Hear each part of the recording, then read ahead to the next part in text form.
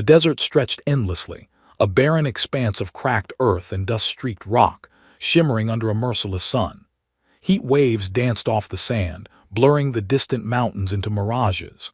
A SEAL chief, a man whose face carried decades of combat in every line, stood beside a Humvee, scanning the horizon. His body was taut, trained to detect movement, to anticipate danger even when there was none. Today, though, the danger wasn't the desert. It was the roster of incoming trainees, each claiming skills that would put seasoned operators to the test. Among the arrivals, one figure moved differently. She didn't rush. She didn't swagger. She walked with deliberate precision, each step measured, her boots kicking up clouds of dust that quickly dissolved into the sun's glare. Her uniform, standard tactical green, hugged a body that was deceptively strong. There was no frills, no overt show of power, just a quiet, undeniable presence that made heads turn. The chief's eyes narrowed as she approached, Barrett .50 sniper rifle slung over her back like it weighed nothing. He had seen plenty of rookies. Most were eager, overconfident, or just nervous messes. They stumbled with their rifles, struggled with recoil, or cringed under the desert sun. But her calm, it was unsettling. There was no hesitation in the way she adjusted her gear, no nervous glance around the range.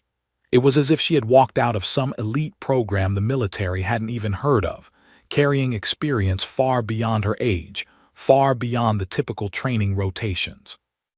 The chief's inner voice, a voice he relied on for survival in combat, spoke up. "Watch her closely. There's something about her, something off the charts."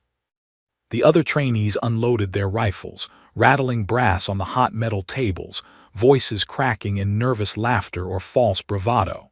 She didn't join them. She knelt by the Barrett, running her gloved fingers along the barrel, tracing the contours as though greeting an old friend. Her movements were deliberate, fluid, almost ritualistic.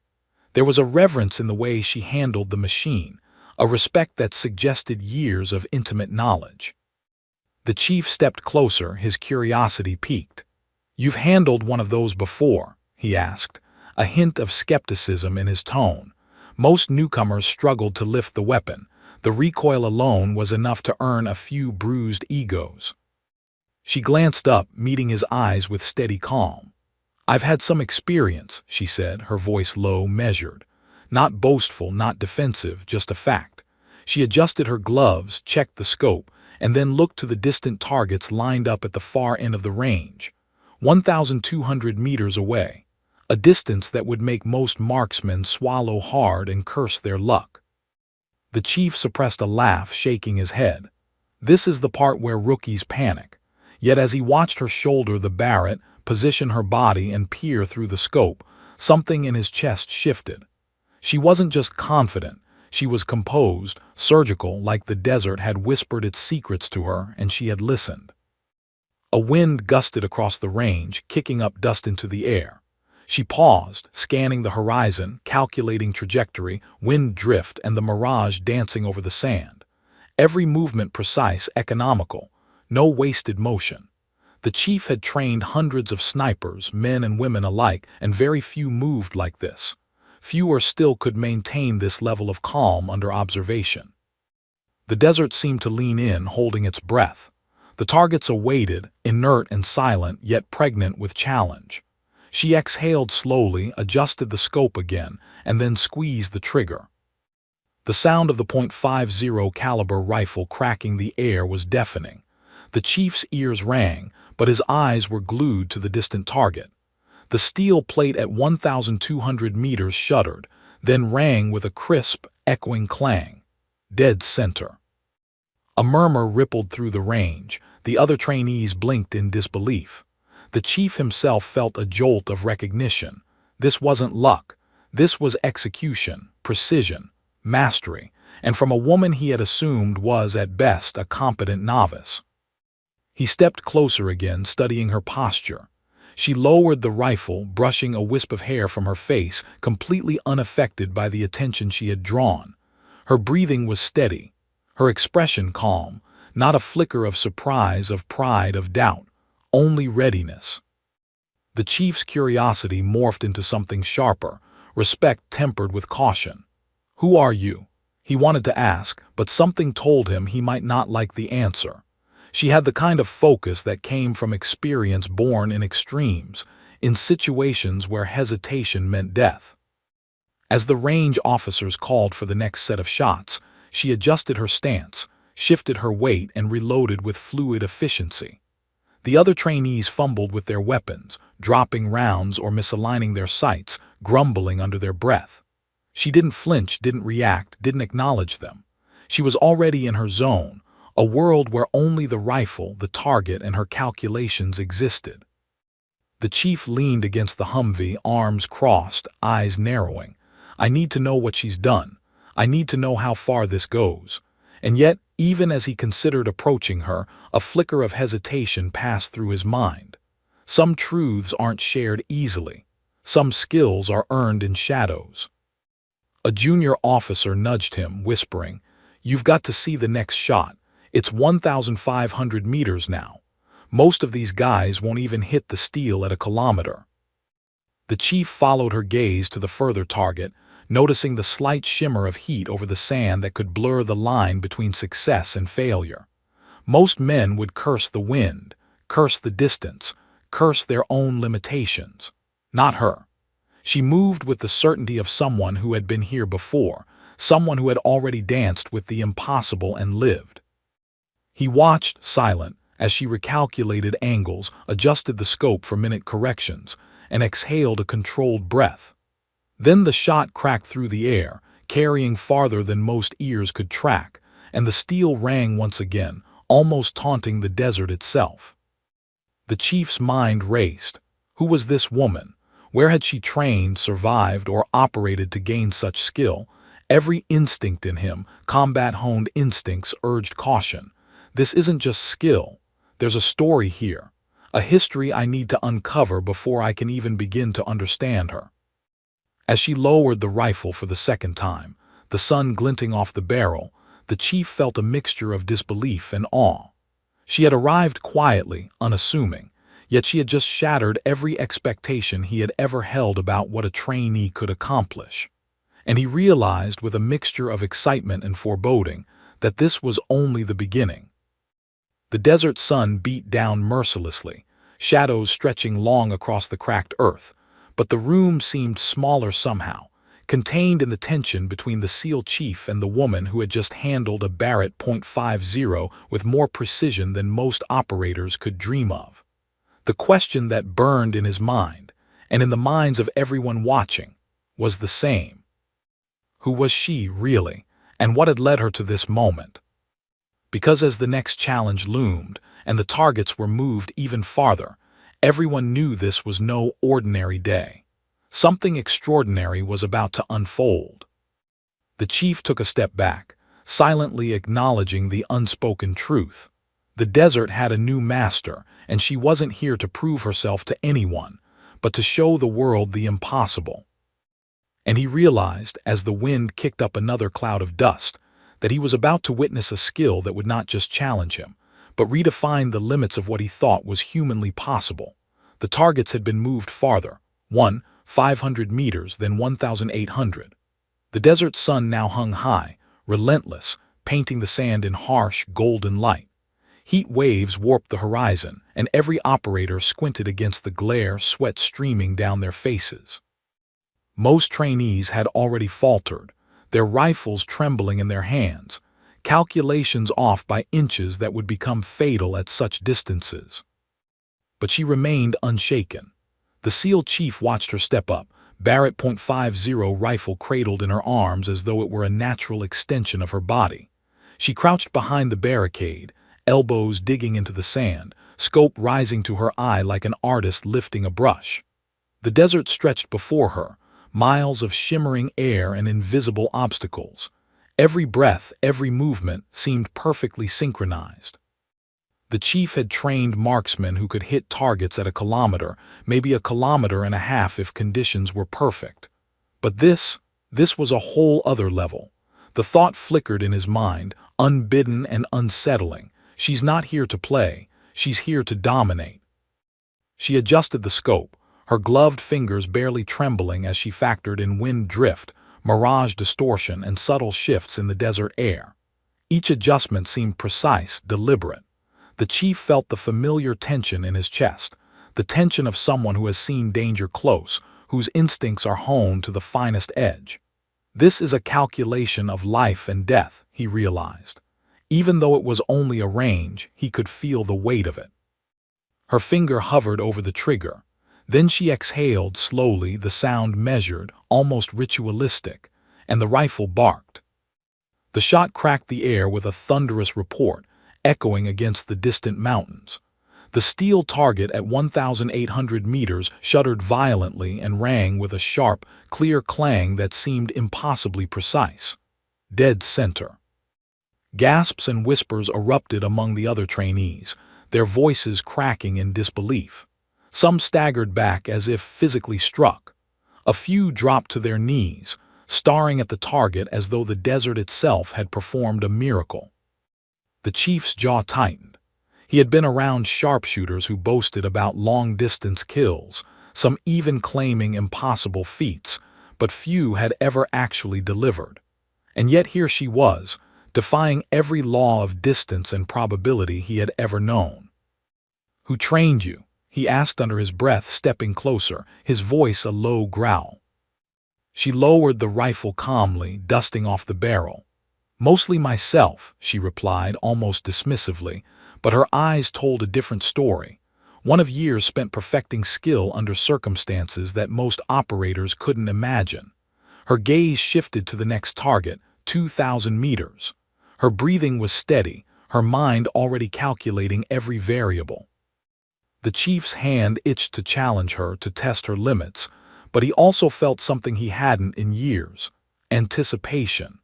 This wasn't just training, it was watching a prodigy in motion, a warrior who had honed her craft beyond conventional understanding. The wind shifted suddenly, a gust blowing dust into the sand and rippling the heat haze over the target. Most marksmen would have flinched, recalculated, cursed the conditions. Not her. She adjusted her aim imperceptibly, recalculated the parallax, and fired again. The shot landed, dead center. The steel clanged like a bell of impossibility. Around her the room erupted. Trainees stared in stunned silence, SEALs whispered among themselves, and the chief's eyes widened. Years of experience had taught him to separate ego from skill, but this shattered expectation entirely. He stepped closer, keeping his voice low. "You're hitting targets at what, 2,000 meters?" She shrugged, the corners of her mouth lifting in the faintest hint of a smile. "The distance isn't the point. Accuracy is. Everything else is just variables." Her words, calm and precise, only amplified the mystery. Who was this woman, and how had she gained mastery over a weapon most men struggled to wield even at half that distance? Her movements were almost inhumanly efficient, and the chief felt an uncomfortable realization settle over him. She wasn't just talented, she had survived situations that forced her to perfect skill to a lethal extreme. Then came the whispers among the trainees, rumors of a sniper capable of impossible feats, a girl with a record so unbelievable that most dismissed it as myth. The chief ignored the chatter, but a seed of curiosity had been planted. Could the stories be true? The next challenge was set, 2,500 meters. The targets were barely visible as tiny dots on the shimmering horizon. Most of the men around her cursed under their breath or shook their heads, knowing that at this distance, even slight miscalculations could mean total failure. She didn't move quickly. She crouched, scoped the far-off targets, and began calculating, her fingers tracing the adjustments on the rifle like a pianist finding the right notes. The chief noticed something others didn't. Her calmness wasn't arrogance. It was discipline forged in fire, in life-or-death scenarios he could only guess at. Seconds passed, minutes stretched. The desert seemed to hold its breath. She exhaled slowly, adjusted her aim one final time, and fired. The shot rang out, echoing across the mountains. A faint metallic clang answered back, dead center again. The chief's hands shook slightly, disbelief and respect mingling in a rare cocktail. He realized the rumors weren't just talk.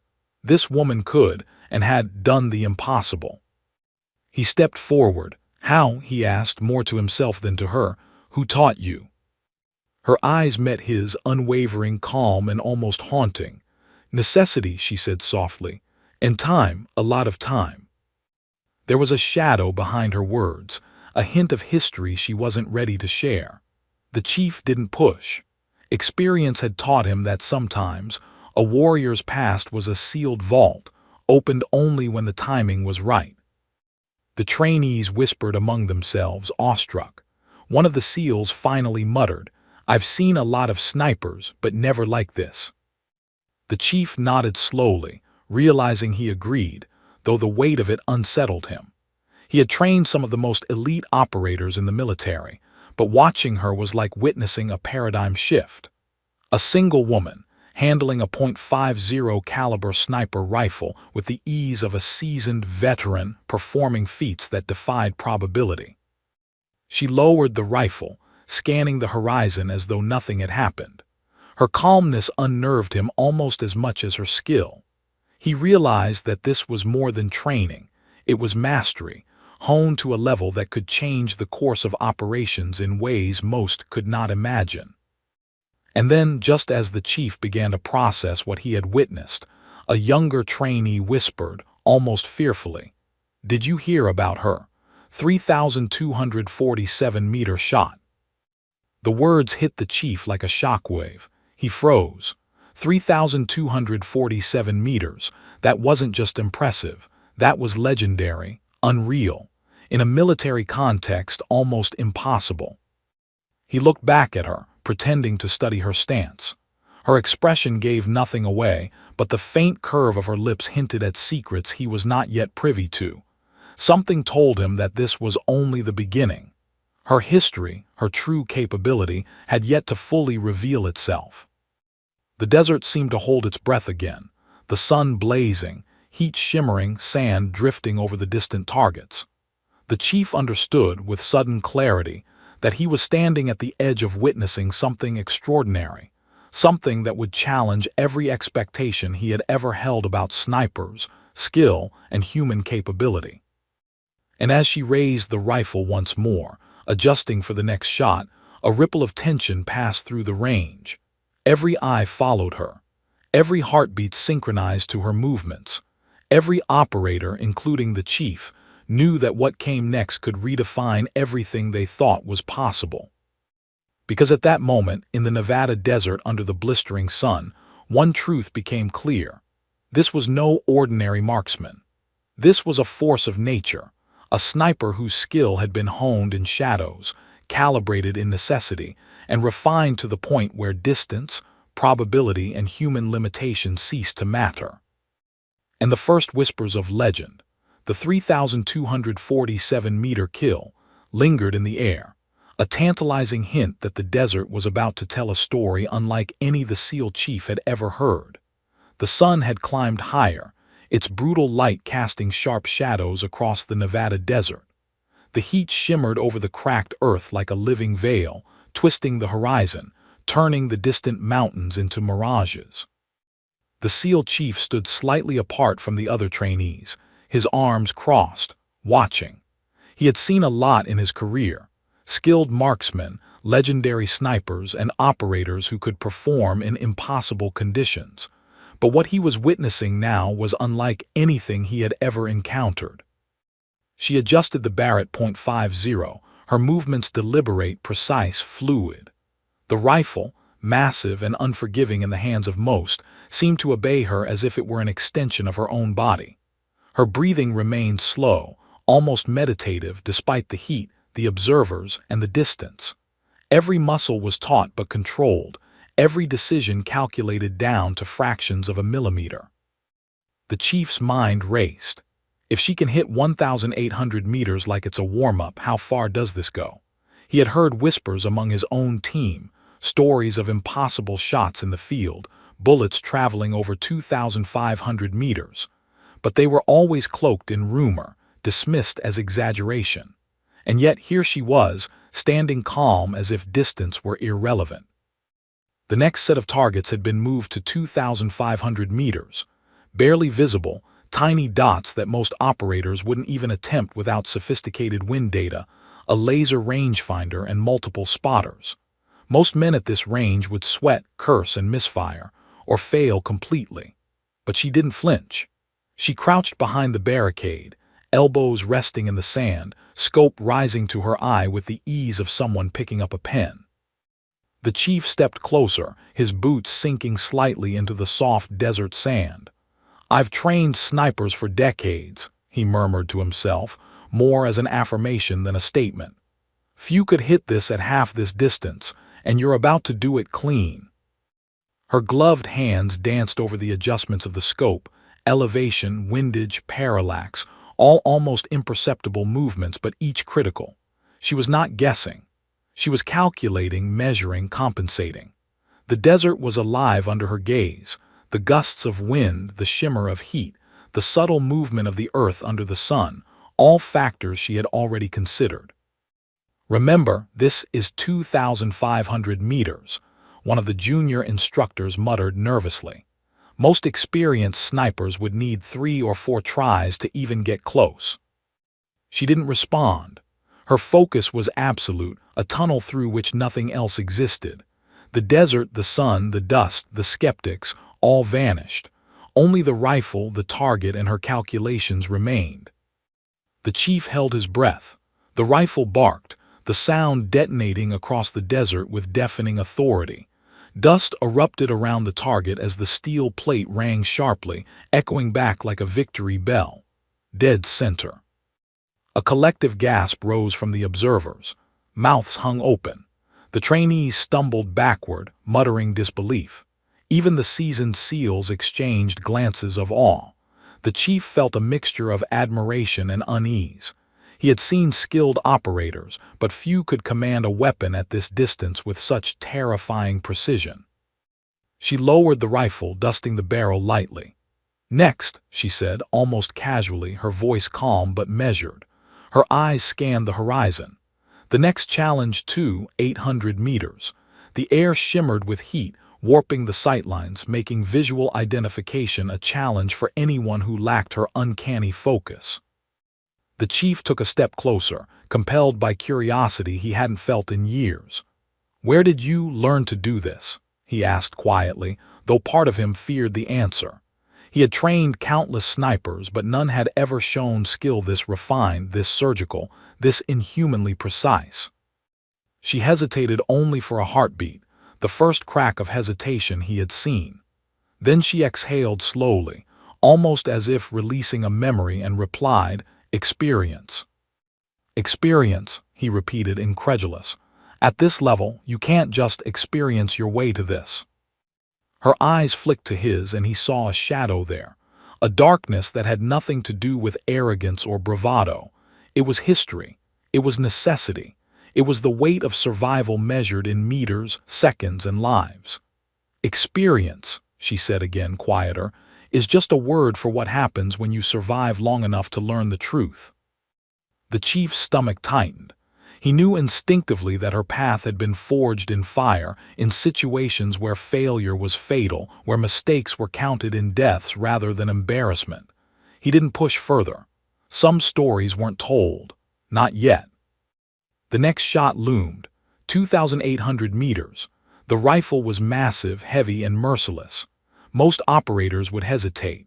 Most would curse their own pulse, sweat, and trembling hands. But she crouched, adjusted her scope, and breathed in a rhythm that seemed almost synchronized with the desert itself. Time slowed. The desert seemed to hold its breath. Even the wind gusted, waiting for the inevitable. She fired. The shot rang across the canyon, echoing into the mountains. The steel target shuddered violently, ringing a crisp, impossible clang. Dead center. The chief felt a chill run down his spine. He had trained for precision, for distance, for hours in extreme conditions. He had been near perfection himself. And yet, here she was, seemingly effortless, conquering distances that had once been considered mythical. One of the instructors whispered, almost reverently, "I've never seen anything like this. Never." The chief's eyes narrowed. He had heard rumors, the whispers about her legendary 3,247-meter shot, but hearing them repeated now, seeing them play out in real time, sent a shockwave through his mind. This wasn't just skill. This was mastery bordering on myth. She lowered the rifle slowly, her face unreadable. The desert sun reflected off the scope, blinding in brilliance. She didn't smile, didn't boast. She just scanned the horizon, calculating, observing, preparing. Her calm was unnerving. She exuded confidence, but it wasn't arrogance. It was control, total control. The chief's respect for her deepened, but so did his unease. There was more here than anyone could see, more than the Barrett, more than the distance, more than the impossible shots. There was history. There were stories that hadn't been told. And he had a growing certainty that the 3,247-meter shot wasn't just a number. It was a moment that defined her, a mission, a necessity, and a past no one had glimpsed. The other trainees whispered amongst themselves, fear and awe mingling in their voices. One of them muttered, "Do you realize what 3,247 meters means? That's insane, almost impossible." The chief's jaw tightened. "Not impossible," he muttered almost to himself, "not for her." She glanced at him then, almost knowingly. A faint smirk brushed the corner of her lips, but it didn't reach her eyes. Those eyes, calm yet haunted, told stories of survival, of battles fought in shadows, of lives saved and lost by her single, unwavering shot. And then she turned back to the horizon. There was a hint of anticipation, a quiet warning that this was only the beginning. The desert seemed alive around her, waiting to see if anyone else could even hope to match her skill. The chief realized in that moment that he wasn't just witnessing training. He was witnessing a legend in motion. A sniper whose reach extended farther than most could imagine, whose focus and skill had been honed under conditions that would have crushed most men. And the whispers of 3,247 meters were not just rumor. They were the key to understanding her, if he could ever learn the truth. He took a deep breath, a mixture of respect and apprehension settling over him. She had shattered expectations, and now he was desperate to understand the full story, how far her talent truly extended and what had forged it. Because when she finally lowered the Barrett .50, calm as ever, he knew with certainty that she had not yet revealed the full measure of her power. And whatever came next, whatever history and skill lay behind that legendary 3,247-meter shot, would not just amaze him. It would demand his complete attention, his respect, and perhaps even his caution. The desert held its silence once more, the targets shimmering in the heat, and the chief realized this was only the beginning. And the next chapter, the true revelation of her mastery, was looming just over the horizon. The desert stretched endlessly, heat waves blurring the horizon, shimmering off the distant steel targets like ghosts. The SEAL chief stood slightly apart, watching her with a mix of awe and disbelief. Every shot she took seemed to erase the limits of possibility. He had trained hundreds of snipers in his career, men and women alike, yet none had ever displayed a mastery so precise it bordered on preternatural. She had just hit targets at 2,800 meters, dead center, flawless, as if the laws of physics bent themselves to her will. Whispers began to ripple through the mess hall later that afternoon. Trainees and instructors alike huddled together, voices low and conspiratorial. Someone mentioned her record shot, a figure so extreme it sounded like legend, 3,247 meters. The SEAL chief froze mid-sip of his coffee, a chill crawling up his spine. He had heard the numbers in passing, dismissed them as myth, impossible even under optimal conditions. Yet he had just witnessed her defy the odds at nearly comparable distances, and doubt began to crumble. He set his cup down with deliberate care and leaned against the wall, absorbing the room's low murmurings. Each mention of the number made his pulse tighten. 3,247 meters, that's insane. beyond any conventional marksmanship, beyond logic. Finally, he found himself unable to resist. He walked through the throng of trainees, cutting a path to her. She was sitting quietly in a corner, barrel of the Barrett resting against the table beside her, as if the weapon itself understood the tension in the room. She didn't glance up. She didn't need to. The chief could feel the weight of her focus even without seeing her eyes. 3,247 meters, he said quietly, almost a challenge. Is that real? She finally lifted her gaze, calm and unwavering. Her eyes held an unsettling clarity as if she could see straight through him and the desert itself. It's real, she said simply. No exaggeration, no embellishment. Just a quiet affirmation, as matter of fact as telling someone the sun was setting. The chief's breath caught. You're saying you've hit a target over 3 kilometers away. With that rifle, he gestured toward the Barrett, now resting casually on the table. She nodded. Exactly. The chief's mind raced. He had trained the best snipers the Navy had to offer. He had seen men hit targets at distances that pushed physics, relying on calculators, laser rangefinders, weather data, and sometimes sheer luck. But a shot at 3,247 meters, that was more than mastery, it was near legend. It required not only perfect skill, but near superhuman calculation, nerves of steel and intuition honed under unimaginable conditions. Who trained you to do this? He asked, struggling to maintain his composure. His curiosity bordered on disbelief. Most people, he knew, learned to shoot within the limits of probability. Her probability had been rewritten. Not anyone, she said, her tone calm, almost detached. I learned it the hard way, one shot at a time. The chief felt a chill run down his spine. Her words hinted at experience beyond the training range. There were shadows there, moments in the past where her skill had been forged under pressure, necessity, and danger. He understood immediately that she wasn't talking about targets in the desert. She was talking about survival, about life and death situations that had sculpted her precision and her composure. He sat down across from her, unable to contain his curiosity. You're telling me you've been in situations where one shot, one mistake, could cost lives? She nodded, eyes fixed on some distant point he couldn't see. Every mission, every deployment, there comes a moment where the margin for error disappears, where your skills are the difference between life and death. That's where I learned, not in classrooms, not in drills, real situations. The chief's mind flashed through his own years in combat, the countless operations where decisions had to be instantaneous, where nerves had to remain calm under impossible stress. He had trained people for decades, but nothing had prepared him for someone whose baseline for calm was a battlefield-grade serenity. The room around them seemed to fade into background noise. Other operators whispered in awe about her feats, but the chief's focus narrowed entirely on her.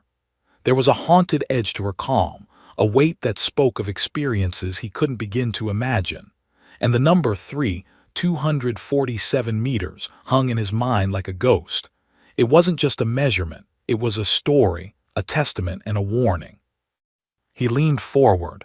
You said it was necessity, what do you mean? She glanced at him, the corners of her mouth lifting faintly. Sometimes the shot has to be made whether you want to make it or not. Sometimes there's no second chance. If you hesitate, people die. The chief felt a tightening in his chest. He knew that reality, but hearing it from her, delivered in that quiet, matter-of-fact way, made the distance of 3,247 meters suddenly tangible. She had done more than push limits. She had operated in conditions where failure was final. Where did this happen? He asked, his voice low, almost reverent. She didn't answer immediately. Instead, she looked toward the horizon, eyes narrowing as if recalling something too distant to speak aloud. Somewhere far from here, she said finally. A place where the air is thin, the wind unpredictable, and every calculation is survival.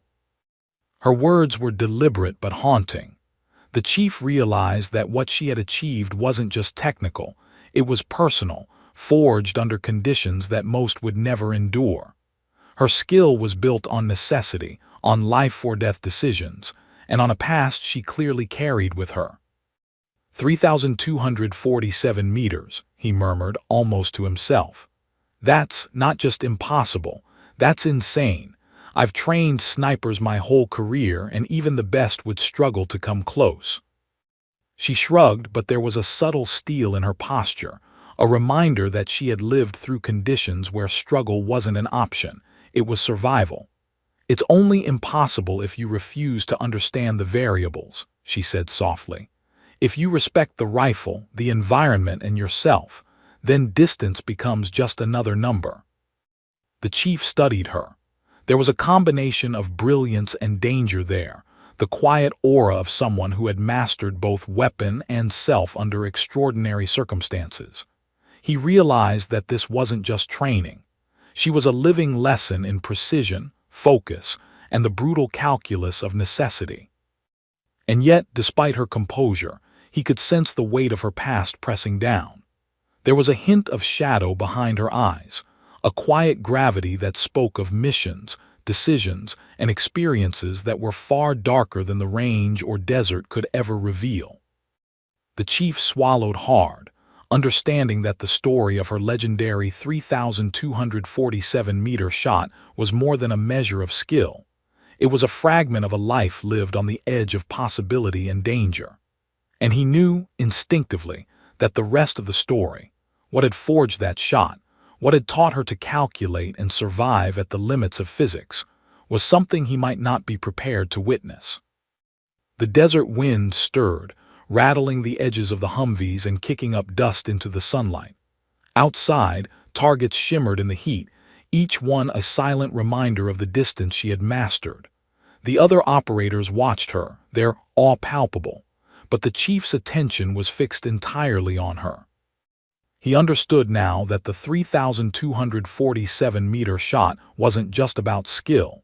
It was a glimpse into history, into the shadowed path of a sniper who had been shaped by extreme circumstances. And as she lowered the Barrett .50, calm and unreadable, he realized that what came next, what she was about to reveal about herself and her past, would change everything he thought he knew about snipers, skill, and human capability.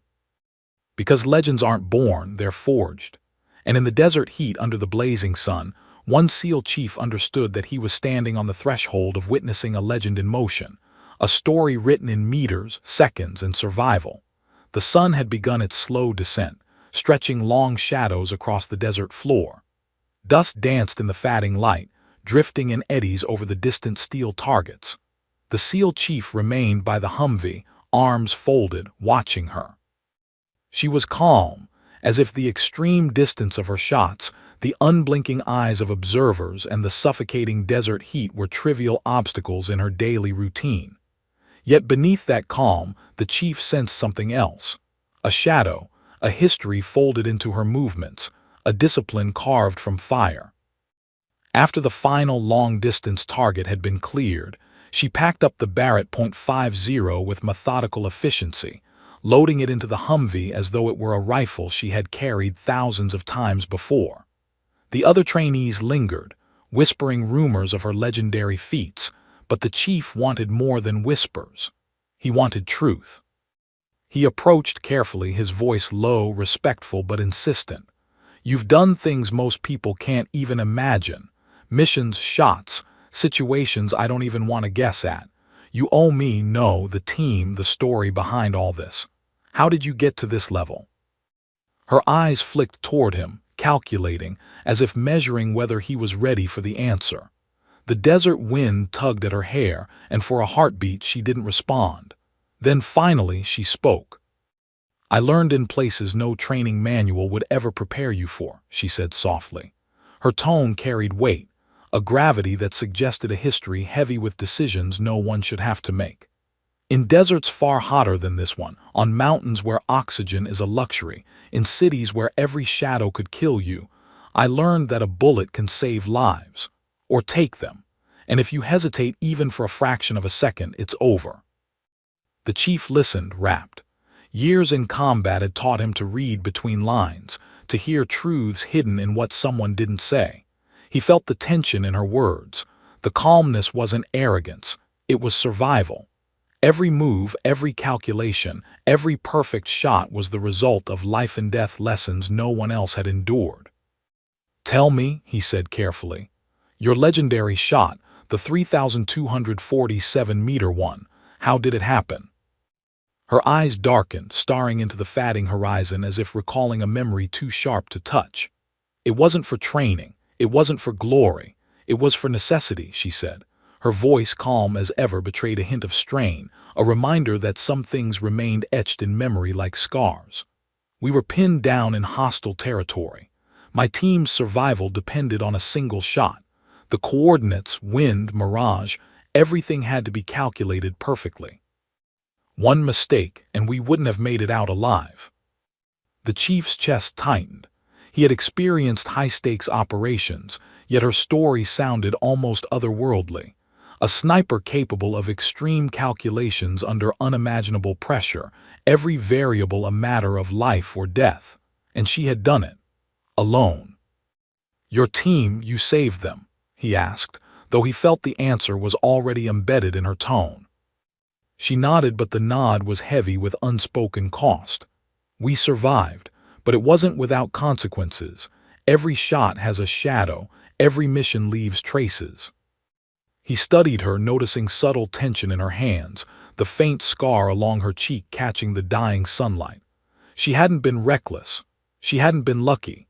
She had been precise, methodical, lethal, and yet something in her past weighed on her even now.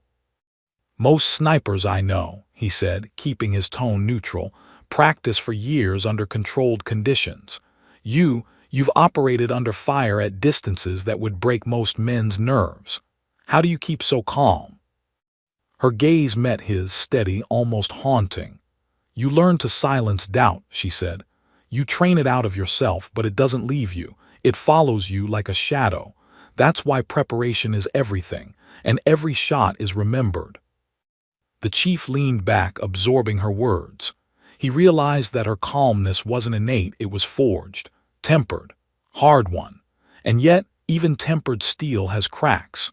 He sensed them in the way her eyes occasionally flicked toward the horizon, as if calculating threats that weren't there or remembering threats that could never leave. The young trainees, meanwhile, continued to whisper among themselves. Rumors flew about her legendary abilities, but the chief ignored them. He was focused entirely on her, on understanding the force of nature standing before him. This wasn't just skill, it was a lifetime of necessity, of survival at the extremes of human capability. "Where did you learn all this?" he asked again. "You're not just a marksman, you're a weapon in yourself." She hesitated, her eyes narrowing slightly. "There are places you don't talk about, missions you don't discuss. The desert, mountains, cities in conflict, that's where you learn if you survive long enough. You calculate, you shoot, you move, you survive. And every mistake teaches you something lethal." The chief nodded, understanding without needing details. He had lived it himself, seen the cost of error, the stakes of precision, the unforgiving calculus of life and death. But watching her, he realized that she had endured conditions most operators couldn't imagine. And she had done it with a level of mastery that redefined everything he thought possible. "You've saved lives and lost some along the way," he said quietly. "I can see it in your eyes." She glanced down just briefly as if acknowledging the truth of it. "Yes, and you never forget those moments. They don't leave you. You carry them into every shot, every mission, every calculation. And sometimes the shadows they leave, they follow you home." The chief felt a deep, unshakable respect settle over him. She was more than a sniper. She was a survivor, a strategist, a warrior whose calm exterior belied the storm she had weathered.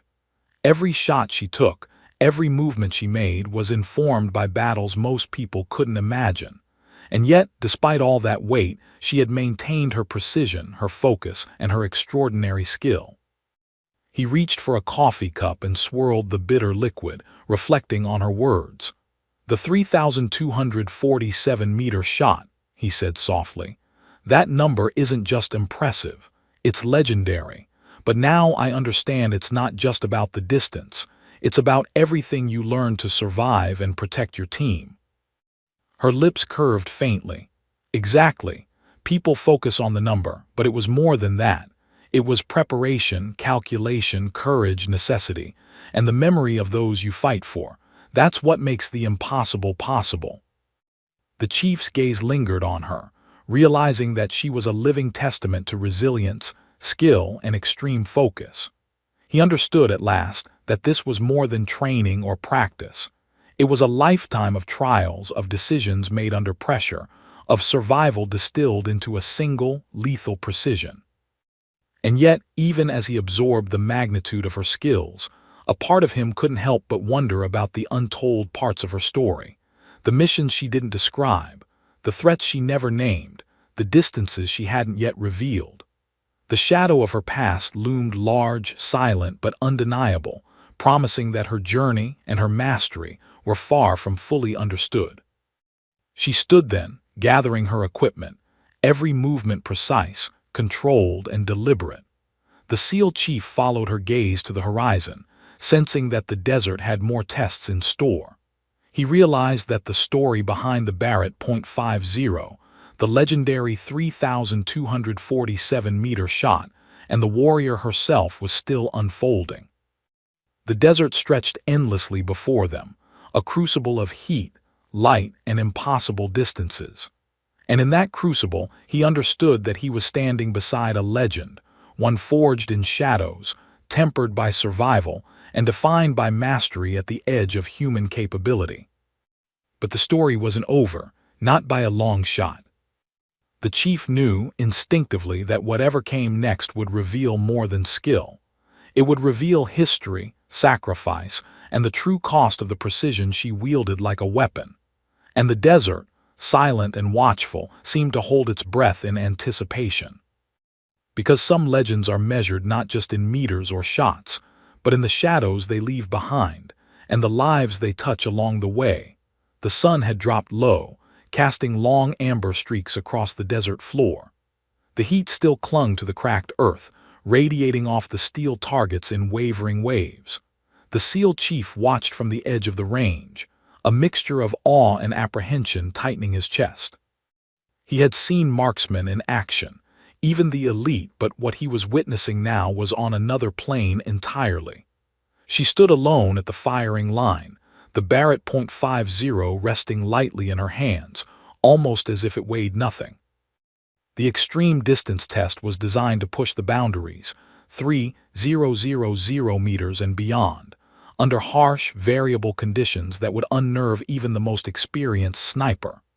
The other trainees had already faltered, their weapons trembling, their confidence cracking under the oppressive heat, wind, and the shimmering mirage that distorted their perception of the targets. Most of them had given up, muttering excuses or collapsing in frustration. Not her. She crouched, scoped the far-off targets, and began her calculations. The wind gusted, shifting sand and bending the light. Heat waves warped the horizon like ripples over water. At this distance, a fraction of a degree misalignment would be catastrophic. Yet she remained calm, controlled, composed, a picture of surgical focus. The chief's pulse quickened. He had trained for this, prepared operators for high-stakes calculations at extreme distances. And yet her ease, her precision, her almost unnatural calm unsettled him. She was in a zone no one else could enter, a world where only calculation, instinct, and history intersected. The first shot echoed across the canyon, thunderous and commanding. The distant steel target quivered under the impact, ringing a sharp metallic clang. Dead center. A ripple of disbelief went through the observers. The chief's eyebrows lifted. He had trained snipers who struggled to hit targets at 1,500 meters. She had just shattered all expectations at over 3,000, and she hadn't even broken a sweat. The wind shifted again, gusting more violently now. The mirage danced over the targets, bending reality, threatening to deceive anyone lacking experience and nerve. She adjusted the scope imperceptibly, recalculating the trajectory with a flick of her gloved fingers. Her breathing remained steady. Her focus was unbreakable. "Next target, 3,100 meters," one of the instructors muttered under his breath. Most operators didn't even attempt shots beyond 2,500 meters under these conditions. The heat, the wind, the distortion, all combined to make the odds insurmountable. She didn't flinch, she didn't hesitate. She adjusted her aim and fired again. The shot rang out, echoing across the mountains like a cannon. The steel target shuddered violently, ringing perfectly, dead center. The chief's jaw tightened. It was more than skill. It was precision forged by experience under the harshest circumstances imaginable. He realized something then. This was not a display of casual competence. This was the result of countless hours under fire, countless moments where hesitation meant death. Every calculation, every micro-adjustment, every heartbeat had been honed in conditions that most men couldn't survive. She lowered the rifle and surveyed the range, her expression calm but intense. The other trainees whispered among themselves, eyes wide with disbelief, but the chief remained focused on her. He wanted to know more, about the missions, the conditions, the experiences that had sculpted her unparalleled skill. He approached her slowly. "You've hit targets most operators wouldn't dare attempt. How do you maintain composure under this kind of pressure?" She didn't answer immediately. Instead, she glanced toward the horizon, her eyes narrowing as if recalling distant deserts, high mountains, urban rooftops under fire. "You learn to embrace the pressure," she said finally. "It becomes a part of you. Every mission, every shot, every variable, you carry it with you until it's second nature. Hesitation is death. Confidence, precision. That's the difference." Her words were calm, almost serene, but the chief felt the weight behind them. He had trained under pressure himself, but this was another level entirely. She had been forged in fire, sharpened by necessity, and tempered by circumstances few could survive. "Your legendary shot, the 3,247-meter kill," he said quietly. "That wasn't training, that wasn't practice, that was real." Her gaze darkened briefly as if the memory was still fresh and sharp. It was necessity. There were no second chances. One mistake, one miscalculation, and people would have died. Her voice was steady, but it carried a subtle gravity that made the chief's pulse quicken. He nodded, understanding without needing further explanation. She didn't just wield skill, she carried the weight of life and death, of missions executed flawlessly under impossible conditions. Every shot she had taken was informed by experience, precision, and necessity, not ego or display. The range officers set up the final extreme target, 3,247 meters. The number hovered in the desert heat like a legend waiting to be tested. Most of the observers fell silent, their disbelief palpable. Even the chief felt a tightening in his chest. She crouched behind the barricade, adjusting the scope, factoring in wind, mirage, and every subtle variable. The desert seemed to bend around her focus, the heat and distance irrelevant. Time slowed, heartbeats synchronized. The SEAL chief realized that she was performing a calculation no one else could comprehend. The shot rang out. The sound thundered across the canyon, echoing against the distant mountains. A small steel target shuddered violently and rang perfectly, dead center. The impossibility of it made the desert itself seem to pause. The chief's mind raced. He had heard rumors, whispers of the shot's existence, but seeing it executed flawlessly was a revelation. She wasn't just skilled, she was a living legend, capable of feats few could even imagine. She lowered the rifle slowly, exuding calm mastery. Her eyes, dark and unwavering, hinted at experience beyond the range, beyond training, beyond human expectation. The chief approached her, voice low, almost reverent. "You did it. 3,247 meters, exactly as the legend said." She gave a small nod, but her gaze returned to the horizon. "The distance is meaningless if the shot isn't necessary," she said quietly. "What matters is why it was taken and who you fight for. That's what shapes the skill, the precision, the calm." The chief absorbed her words, understanding finally that this was more than a demonstration. This was a lesson in life and death, in focus, in the crucible of necessity. Her calm wasn't arrogance, it was survival distilled into perfection. He realized something else too. The story behind that shot, the missions, the experiences, the shadows she carried, those were far from finished. He sensed that she had endured more than anyone could imagine, and that her mastery had been forged in circumstances most operators would never survive. The desert wind stirred, lifting sand into long, shimmering trails.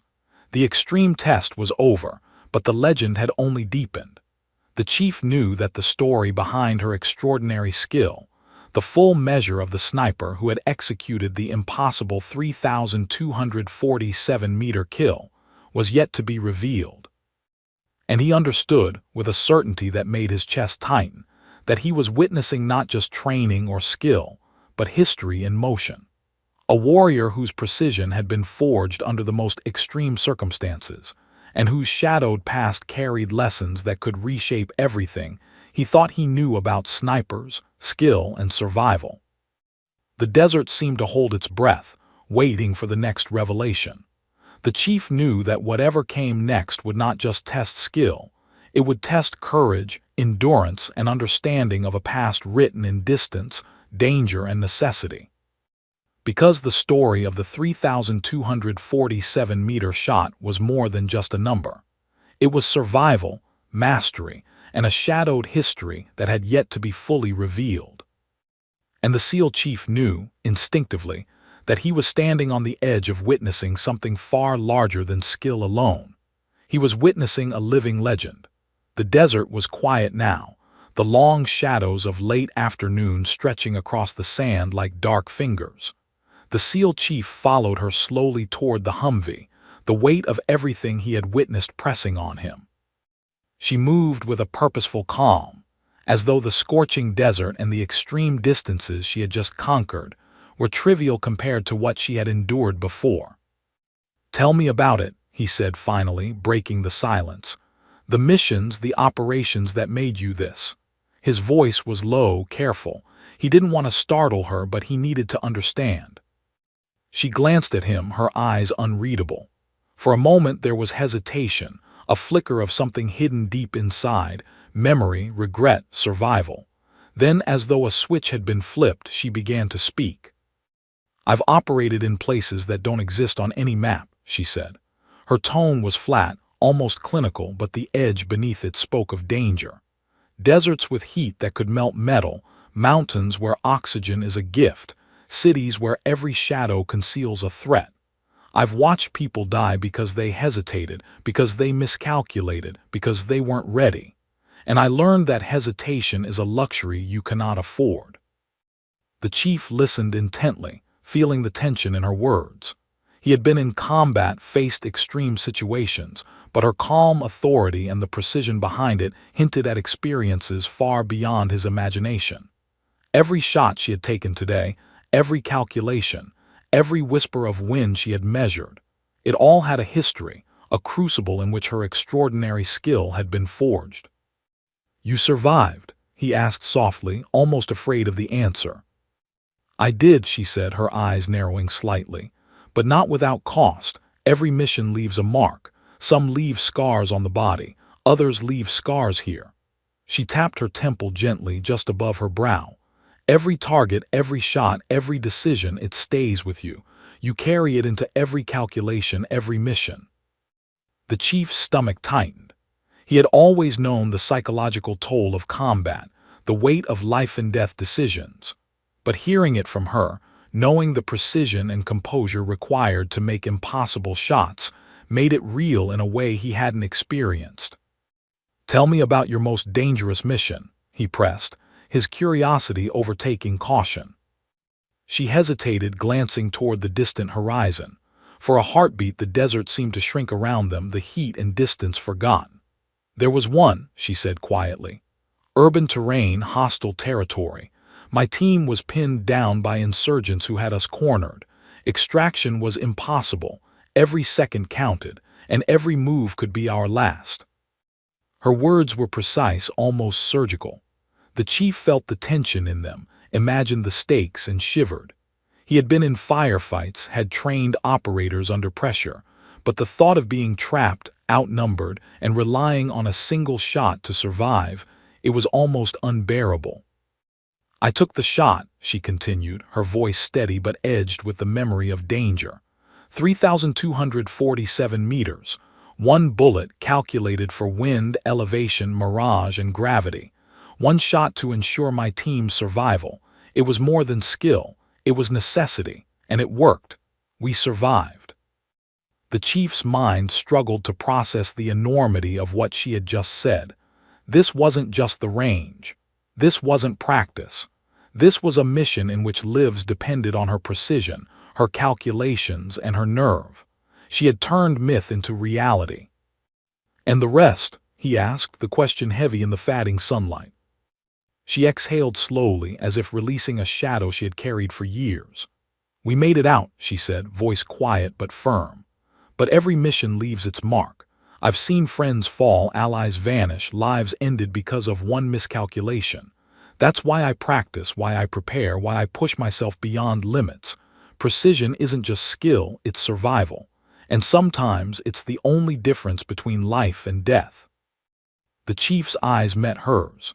He had trained operators, seen exceptional skill, but this combination of calm, calculation, and experience under extreme conditions was unprecedented. He realized that the range, the distance, the legendary 3,247-meter shot, it was all part of a larger story, a history forged in shadows and necessity. She packed the Barrett .50 carefully, her movements deliberate, controlled. Every gesture spoke of experience, of discipline, of countless missions where failure was fatal. The chief followed her gaze to the horizon, understanding that she had faced dangers most could not comprehend. "Do you ever doubt?" he asked softly. "Do you ever feel fear?" She paused, considering the question.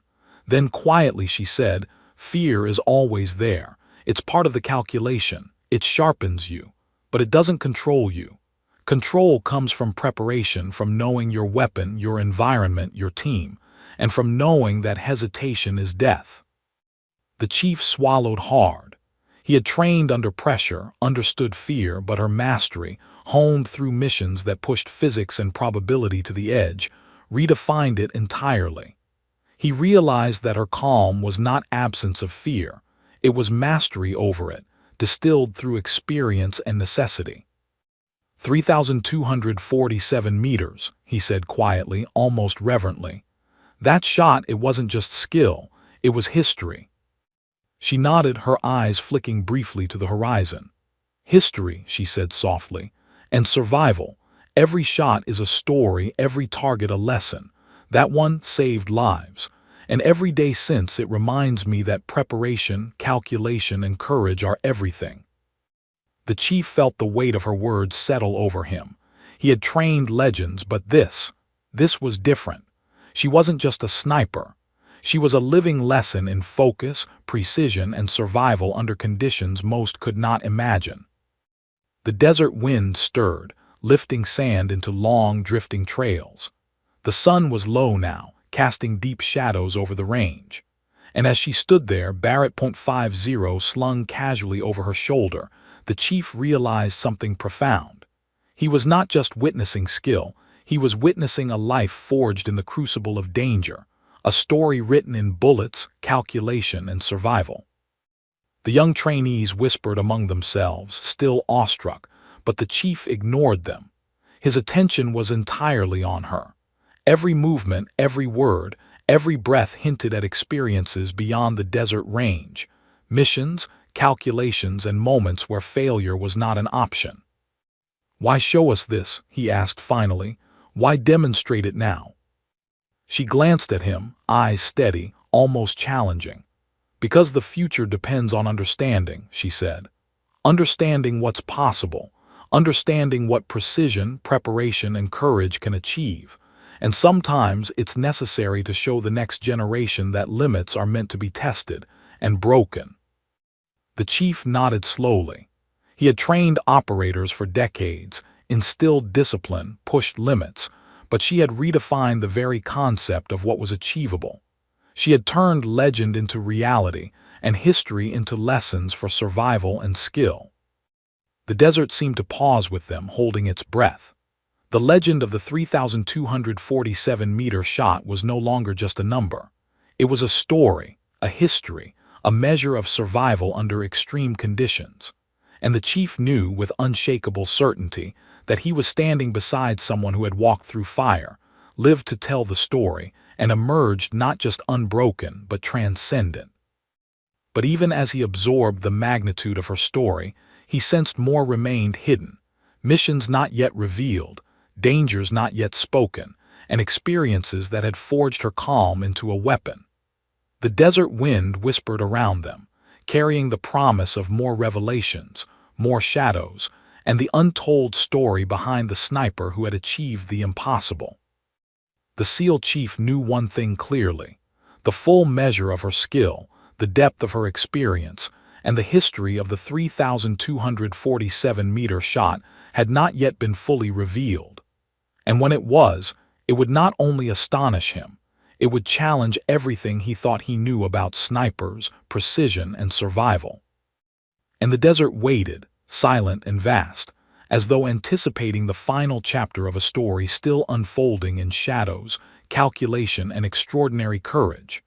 The sun had almost disappeared behind the jagged Nevada horizon, leaving the desert awash in crimson and gold. Shadows stretched long and eerie, twisting over the cracked earth, the steel targets and the Humvees. The SEAL chief stood slightly apart, heart pounding, fully aware that what he was about to witness would redefine everything he thought he knew about snipers, skill, and survival. She crouched at the firing line one last time. The Barrett .50 rested in her hands, calm and precise, as if it were an extension of her very body. The extreme test had ended, yet this final shot wasn't for training, not for demonstration. This was personal. This was history. The chief had watched her all day, seen her defy every limit, hit targets others deemed impossible, and maintain a calm that was almost supernatural. But now, there was a subtle shift in her focus, a quiet intensity that spoke of stakes far higher than a range or observation. "Tell me why," he said, voice low, almost reverent. "Tell me the full story behind the 3,247-meter shot." Her eyes narrowed, fixed on some invisible horizon, recalling a memory sharper than any desert mirage. "It wasn't just a shot," she said softly. "It was survival. It was my team. It was everything I had trained for, everything I had learned, and everything I had carried from missions that almost ended in death." The chief's chest tightened. He could sense it, the gravity behind those words, the echo of moments no one else had survived. He knew instinctively that she had walked through fire and lived to tell it. She took a deep breath and began, her voice calm, measured, but carrying the weight of countless untold experiences. "We were on a mission in hostile territory, miles from extraction. The enemy had pinned us down in an open area, snipers, militants, and surveillance covering every route. One wrong move and my team would have been annihilated.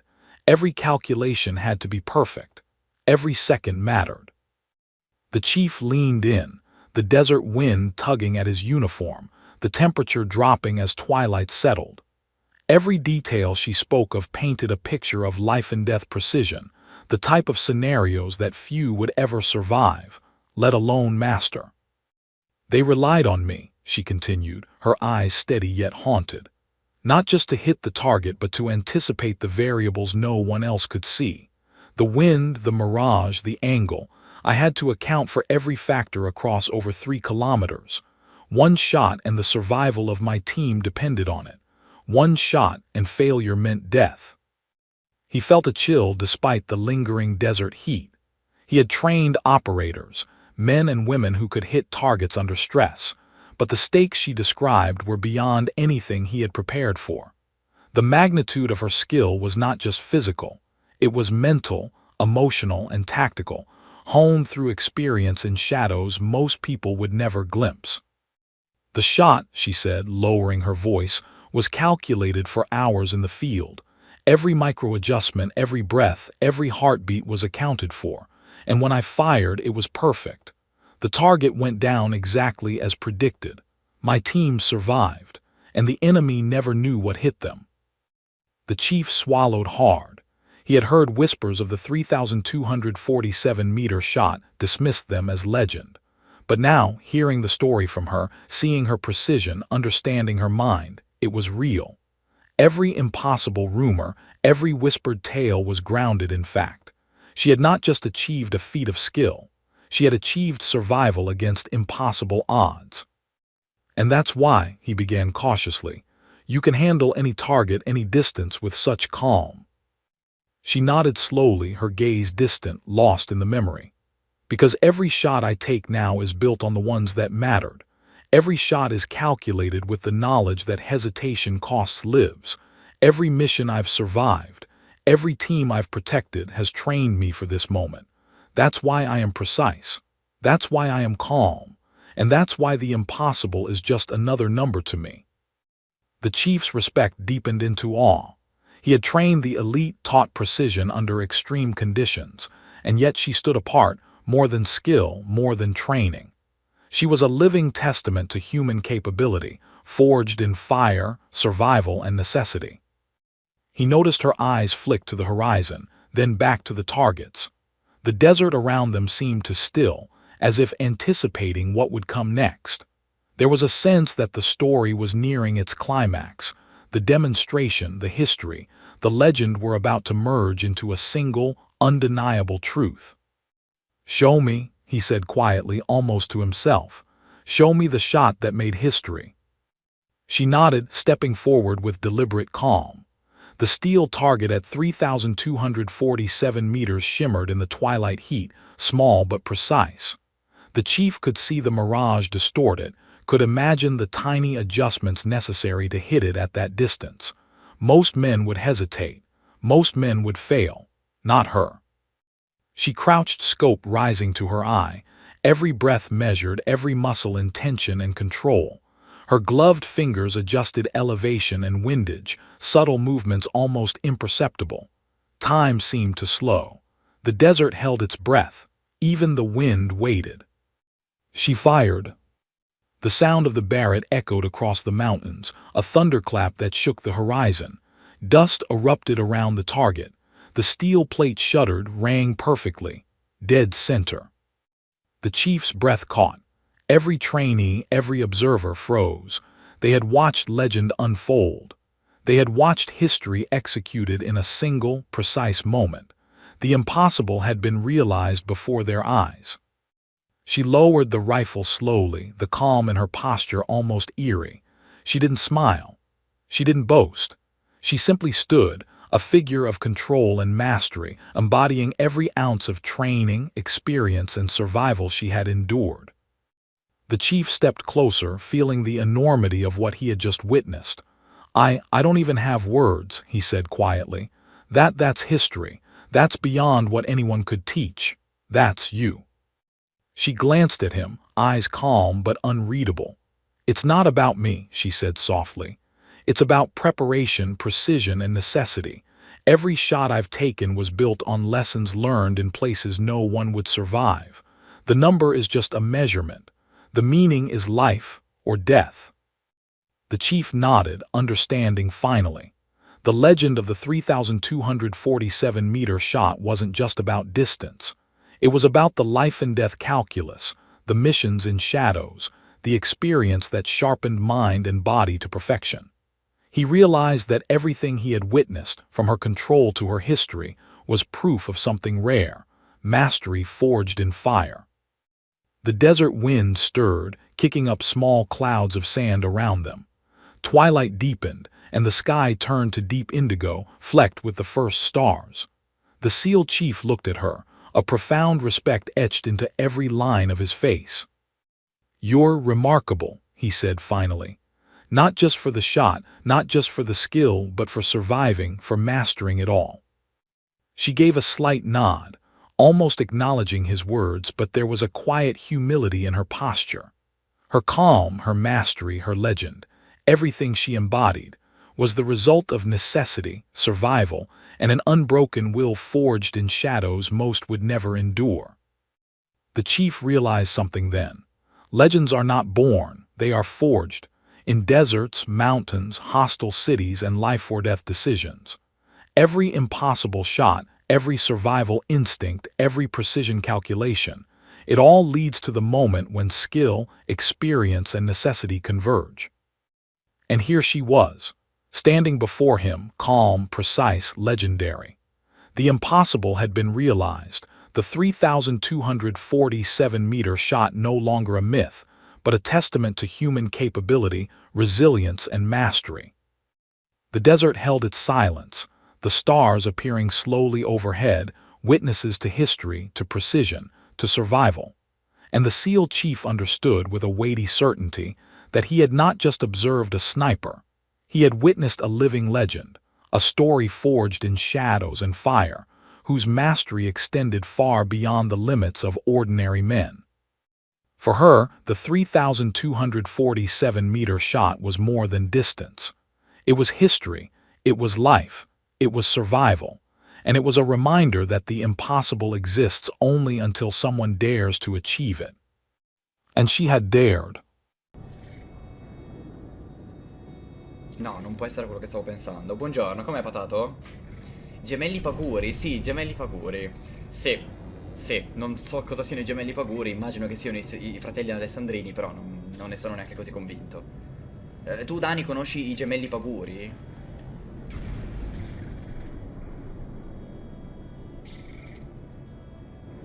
Sì, secondo me è giusto, lo devo disattivare, devo trovare un modo di riuscire a fare quel salto lì senza...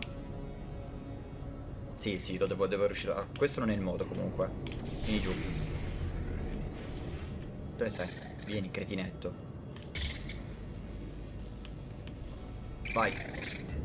Pensavo ci arrivassi da solo, sei un po' più giù, eh. Mettiti qui. Stai fermo lì, mi raccomando. Mi fido di te. Ora devo trovare il modo. Trick.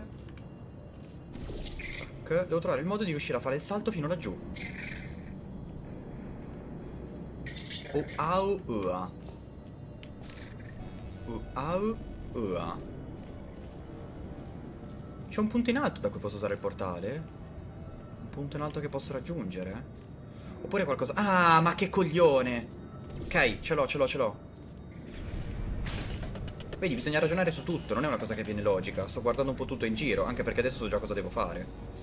Ho trovato più tardi questo, ma so già cosa fare dopo. È un po' come Blueprints. È un po' come Blueprints. Non tutto ti viene subito. Ti viene, ma magari ho già trovato qualcosa che servirà dopo. Questa ad esempio non è una bella idea. Dopo. Questo lo mettiamo qui.